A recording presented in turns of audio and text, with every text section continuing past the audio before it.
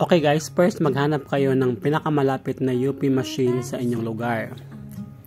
At piliin nyo yung Butim and Pay by account. Click nyo lang yan siya, tapos QR code and mobile number.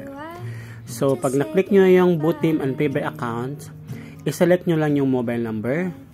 Yan, kompletuhin nyo lang yan, i-fill up mo lang yung mobile number. Make it sure na tama yung mobile number na nilagay mo. So, ilagay mo yung mobile number mo.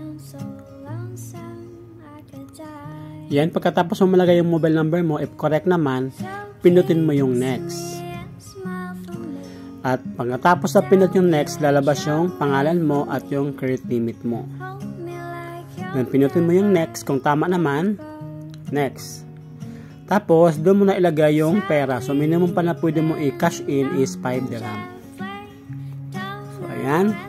So, ayan. Ilagay na natin yung pera. 50. Automatic papasok na yan 50 dirham. So tuloy-tuloy lang ang palagay ng pera. Dapat hindi siya UP. Yan. Kasi pag UP siya, ibabalik niya. Yan. Dapat maayos yung pagkalagay. So ayan. Lagay pa tayo ng pera. Nilagay ko lang dyan yung pera kasi nga nahihirapan ako mag-video.